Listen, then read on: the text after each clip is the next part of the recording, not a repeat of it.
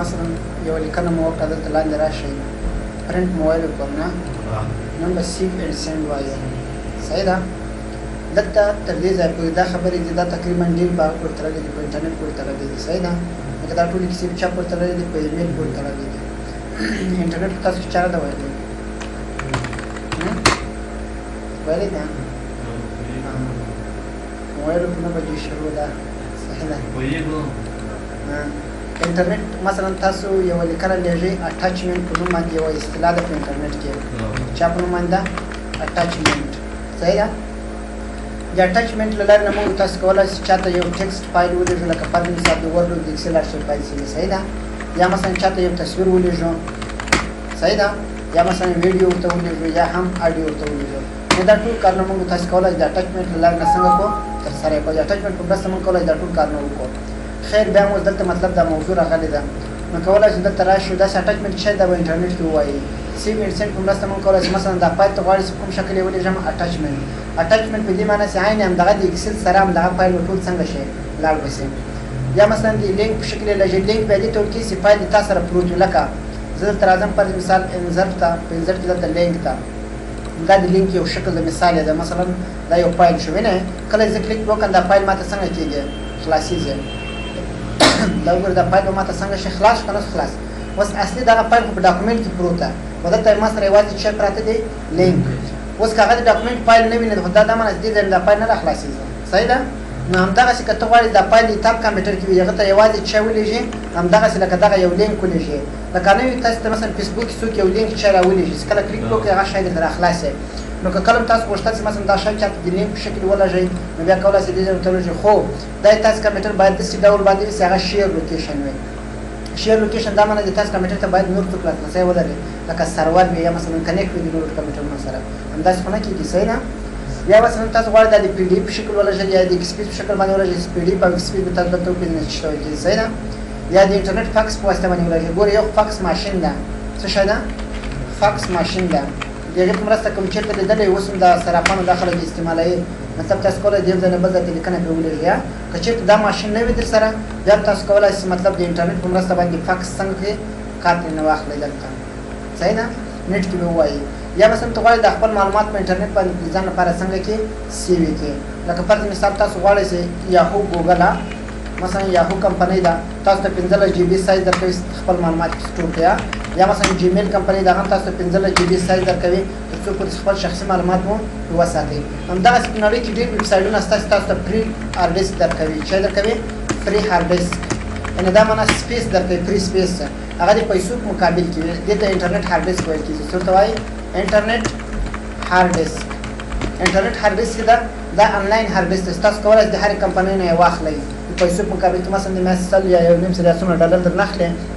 بیا تاسو کولی شئ خپل معلومات په هغه ویب سایټ باندې درته سیو کړئ فایده به یې دې څه وي فایده به یې دا وي چې یو خو سیکیور وي یعنې دا معنی د وایرس نه د امنیت دار شي نه به خوندي وي بله فایده به یې دا وي چې د نړۍ په هر کونج کې تاب کار ته کولی شئ هغو ته څه وکړي لاسرسی وکړي مثلا دوبۍ کې امریکا کې هر چېرته چې وي کله خپل ویب سایټ ته داخل شي خپل معلومات راخته راځي عین لکه په یو آی ډي کې درته ساتي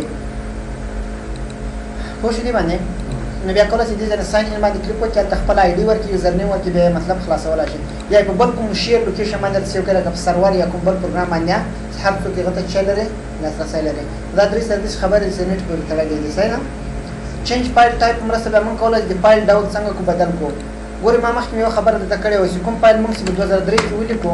2003 اکسل کې هغه موږ کولی شو په 2010 کې څنګه کو خلاص کړو خو کوم فایل چې مثلا موږ په 2010 کې ولیکو هغه بیا نسو کولی چې چېرته خلاص کړو 2003 کې ځکه درته ویلي مو د دې ایکسټنشن د XLSX ده او د دې ایکسټنشن څه ده XLS ده نو ځکه خو هغه کې پوره کېږي نه هغه باندې ورسېدی اوس تاسو نه یو څوک غوښتنه وکړي چې مثلا یو فایل دې لیکلی ده په دې ځای کې وګورئ دا یو فایل شو ما سره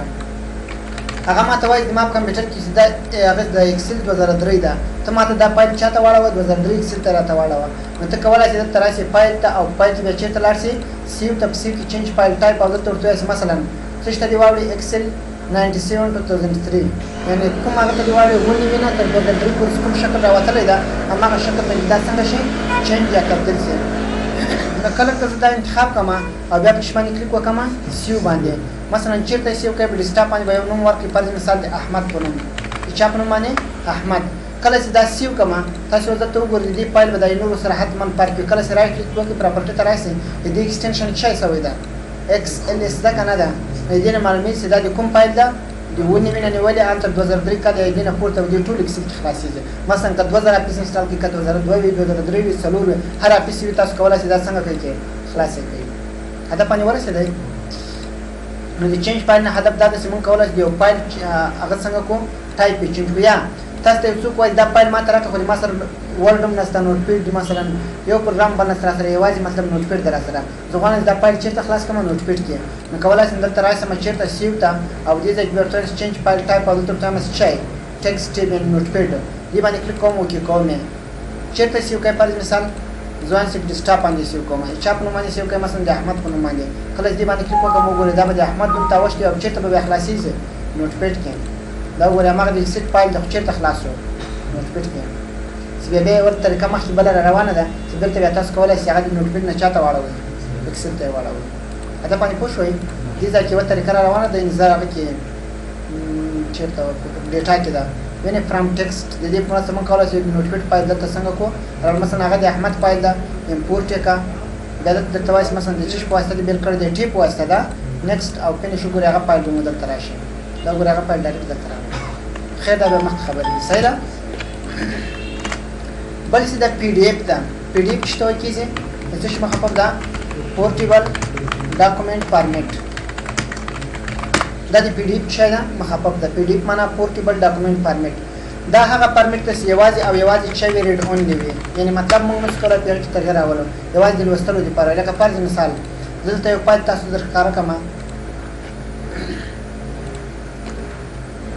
فرض کړئ چې کومه سي کمپیوټر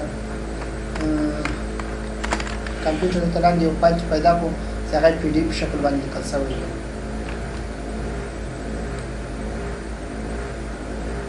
دا مثلا نه کلیک وکوم دا وګورم ویلیام سټلایټ چې په نوم باندې یو سافټویر ده هغه د کتاب ده دا وګورم دا کوم حالات کې ده پی ډی اف حالات کې ده ویني بار چې لیکل دي پی ډی اف ودی دلو دې ځکه وګورئ پی ډی اف دا وګورئ دې کې اوس هیڅ ډول تغیر نه راځي تغیر راځي هیڅ ډول تغیر په دې کې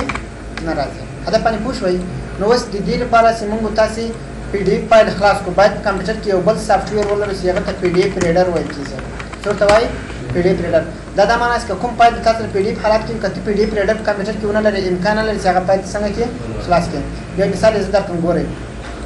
فرض کړئ زه تر ځم هغه فایل راوړم یا به شارټ کټ کې نه فرض کړئ کې دا وګورئ دا شارټ کټ کې مثلا دا کاپی مې کولای دا پیسټ کړئ صحیح ده و دا شارټ کټ کې وګورئ څنګه کلیک وکړم ډایرکټ خلاصېږي کنه خلاصېږي ولی ځکه د ما کمپیوټر کې پی ډی اف ریډر موجود ده او دلته وګورئ بار افسر باندې پی ډی اف لیکل دی کله چې زه تر اوسه مثلا پی ډی اف ریډر نه ختم کړلو فرض کړئ دې ځنه ختم کوم دلته ان انسټال یس پی ډی اف ریډر نه ختم کړلو اوکې مې کړو اوس ګورئ هغه فایل خلاصوم نه خلاصېږي نه ماته دا څه خلاص کما یو فایل کې نه خلاصېږي کارش انتخاب کوم مطلب نه خلاصېږي ځکه دا کوم فایل ده پی ډی اف فایل دی پر موږ یو سافټویر انسټال وسی هغه ته څه وایي کېږي پی ډی اف ریډر وایي کېږي لکه برا شو ته وګورئ پی ډی اف ریډر وګورئ مثلا دا فایل ده ډبل کلیک ډیر ساده انسټالیشن نیکسټ فینیش دا وګورئ بس موږ کولای شو د تراشه هغه شکل کې بیا خلاصوم ډبل کلیک وکوم دا وګورئ ډایرکټ ما ته خلاص شو ځکه دې پر ماوس چې انسټال کړلو ونه پی ډی اف ریډر مې انسټال کړلو دا باندې ورسېدای مشکل نه سکے ها پی ډی اف مو پیژندو بل سیده ایکسپیز معاینه دې د لکه پی ډی اف په دغه یو فائدہ به دا چې بل کوم اضافي سافټویر ته ضرورت نه لري تغیرات په دې کې نه راځي صحیح ده خو اضافي سافټویر دې شنه ته ضرورت نه لري صحیح ده بل د پی ډی اف یو بل هم ښه فائدہ ده مثلا تاسو کوم لیکنه د توکل لکه پر مثال د لیکنه مې وکړه کله دا پی ډی اف ته واړو کوم فونټ سټایل چې درته ورکړی وي تاسو مثلا ما سټایل ورکړل دا سټایل اوس دا سټایل په بل کمپیوټر کې نه وي ما هغه تخپل پی ډی اف سره څنګه کېږي زی ریزلټ د سره نو زه اوس راځم د دې نه یو پی ډی اف فایل جوړوم فرض کړئ تاسو یو چا مهمه لیکنه درکړه دا مثلا د ما کتاب کوله غواړم دې نه چې جوړ کوم یو پی ډی اف فایل جوړ کړم څو تغیر کړانه ولې فایل تر راځم بیا راځم سیو اند سنټ بل تر تاسو کریټ پی ډی اف ایکس پی ډاکومنٹ بیا چې باندې کلیک کوم کریټ پی ډی اف چیرته سیو کې مثلا ډیسکټاپ باندې چا په نوم باندې سیو کې مثلا د عمر په نوم باندې خو دلته چنګ خبره پی ډی اف پبلش کله مې پبلش کولو ګورې دا چاته وایي پی ډي اف شکل ته واوښتلو. اوس یې ډیسکټاپ باندې تاسو وګورئ دلته چاپ نوم باندې فایل به وي او ماربر چې سر باندې چا لیکلي دی پی ډي اف. زه کولی شم دلته ډبل کلیک وکړم او پی ډي اف شکل کې خلاص کړم پی ډي اف ریډر کې. وینئ په دې کې اوس هېڅ ډول تغیر نه راځي. تغیر چې راځي نه کولی شئ دې ځای نه بیا پرنټ هم کوم مثلا نوی ډاکومنټ راولو یا کومه لیکنه کې پیدا کړو مطلب په دې ځای کې پاینټ کې کومه لیکنه ورته ولیکئ ډایرکټ تاسو پیدا کوي. هدف باندې پوه شوئ کومه صحت ترېنه غوښتله بیا دا خپل سهولتونه لري مثلا دا لیکنه مې ترېنه انتخاب کړله بیا یې دې ځای نه کولی شئ رایټ کلیک وکړو بیا ورته ورته وایي کاپي ټو کلیبورډ دا به کلیبورډ ته کاپي شوی وي او دلته راشئ په دې ځای کې اکسل کې کلیبورډ وګورئ مخکې به ووایاست کلیبورډ څه شی ده دلته راشئ وګورئ کلیبورډ ته به هغه لیکنه راغلې وینئ کولی شئ کلیک وکړو دلته یې راولو. هدف باندې پوه شوئ داسې نو پی ډي اف لیکنه دغه یوازې ریډ اونلی د لوستلو لپاره ده. ایکس پي زما عین همدغسې ده لکه پی ډي اف خو فرقونه یو څو شته. مثلا اول فرق پیدا ده چې هغه کې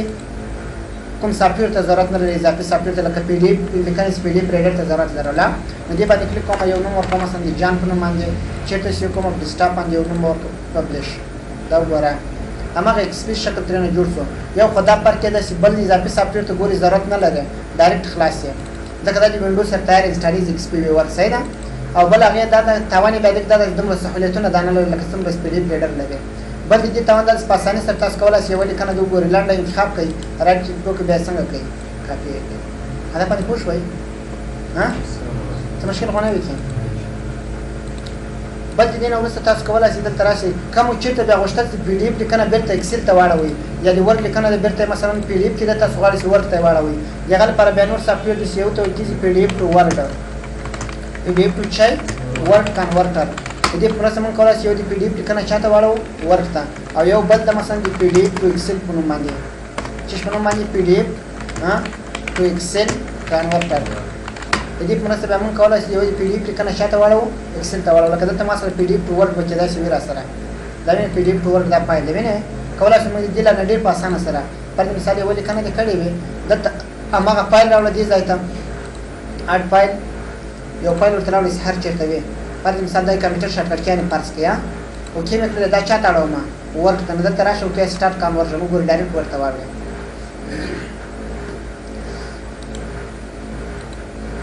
دا وګورئ ورډ ته واوښتلې دلته راشئ په ډیسکټاپ باندې شارټکټ کیانې دغه دي زه اوس کولی شم دا په ورډ کې خلاص کړم او هغه تغیرات هم پرې راولم. وینئ ورته واوښتې که نه واوښتې اوس دې ځای کې زه کوم ډول تغیر مې څه وغواړم چې راوستلی شم مثلا تاسو غواړئ دې ځای کې یو اضافي لیکنه ورسره وکړئ پر مثال چېرته وګورم دې ځای کې زه کولی شم اضافي لیکنه ورسره وکړم. کیسه باندې پوه شوئ مشکل خو نه وي کې یا مثلا دا شی ورته بدلوئ پر مثال خپل نوم باندې کوئ هر شی چې وي کولی شئ دې ځای کې وګورئ تغیرات راولئ یا پر مثال دا تصویر ورته بدلوئ کولی دا تصویر ورته بدل کړئ دې ځای نه وګورئ هدف باندې ورسېدئ دا ختموئ ترېنه ډیلیټ یې کړئ وګورئ ډیلیټ پسې هر څه وګورئ ساده ډیلیټ کوئ ټولې ډیلیټ کړئ مکمل هر څه تغیر تاسو کې راولئ راوستلی صحیح ده. د دې لپاره موږ بیا دا سافټویر د اکسل لپاره موږ همداسې د پی ډي اف ټو اکسل صحیح ده دې کې مشکل نشته. بل د دې نه وروسته زه راځم ما سره بل شی د هیلپ ده د هیلپ په مرسته باندې موږ کولی شو په هغه نه مایکروسافټ کمپنۍ نه یا مثلا د اپس نه هیلپ وغواړو کلیک وکړم دا وګورئ تیار تاسو ته کومک لیکل شوی دی مطلب که کوم شي باندې نشئ کوو درته شته لکه تاسو غواړئ شارټکټ کیانې معلومې کړئ یا شارټکټ کی فار اکسل انټر یې کړه کله د انټر وګوره شارټکټ کیز پر مایکروسافټ اکسل 2010 څومره شارټکټ کیانې په اکسل کې دي دا به ټول تاسو دلته راشي وګورئ کنټرول کاوس چای کوي اینډز کار کوي دا وګوره ای آن تر زیډه پورې مکمل څومره شارټکټ کیانې دي ټول دلته شته کې مثلا تاسو وایئ چې کنټرول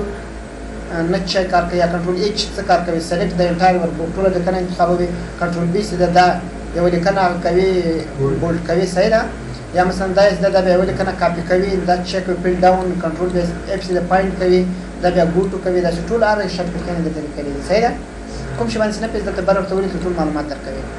مشکل خو نه وي کې. بل د دې نه وروسته راځم هیلپ ته که چېرته هم دلته مشکل حل نه شي تاسو کولی شئ ډایرکټ د دې لارې نه کانټکټ اس په مستقیم ډول باندې مایکروسافټ کمپنۍ سره رابطه ونیسئ د انټرنټ له لارې نه هغه بیا تاسو ته معلومات درکوي. یو هغه لري دوی د هیلپ ډیسک په نوم باندې هیلپ ډیسک پېژنئ هیلپ ډیسک هغه کس ته ویل کېږي چې هغه یوې کمپنۍ مشتریانو ته جواب ورکوي لکه مثلا زه مثال درکړم MTN کمپنۍ ده کله چې تاسو 990 شمېرې ته زنګ ووهئ یو نفر تاسو سره خبرې کوي کنه سره کوي هغه نفر چې تاسو پوښتنو ته ځوابونه یا هغه نفر ته سوال کیږي هیلپ ډیسک ته کیږي په هر اداره کې هیلپ ډیسک څنګه وي موجود وي دي خاطر باندې د مشتریانو یا د خلکو ستونزو ته چې وایي جواب وایي نو کله که تاسو مشکل سره مخامخ سره دي ځنه کولای شئ په انلاین ډول باندې انټرنیټ په مرسته دې سره څنګه کوي کانټاکټ وناسي صحیح ده اپشن ډیر اپشن دي خو کومه مهمه اپشن وي هغه د ایکسل په پای کې څنګه کوو وای به ځکه باید د اپشن چې موږ تاسو باید مخکې کار ورته وکړو دلته هغه نو څه د اپشن څنګه کوو وای څومره چې مهمه اپشن چې کله ایکسل ورک ټول دغه څه دي صحیح ده ورک چې کله خلاصوم هم داسې کوم په اخر کې کوم مهمه وي تاسو په کار د هغه درته وایم صحیح ده او په ایکسل کې هم داسې کله د خلاص کو ایکسل کوم مهمه اپشن چې کار باندې تاسو درته هغه ټول څنګه کوو وای صحیح ده بعض شان د اپشنو کې لکه فرض مثال سپروپینګ کې د فرانسوي ژبې لپاره څه ډول هغه کولای شي مثلا یا د کوم نور ژبې لپاره نست فرانسوي ژبه پیژنې نه زده نه د بل در باندې صحیح ده نو ډېر د شانس مته تاسو لپاره په درس راغی به کوایو زه وایم دا مهم دي تاسو لپاره ایگزیټ په مرسته بیا کولای شي د پروګرام څخه څنګه شو څه مشه په دې کې نه وي ها نن لپاره دومره بس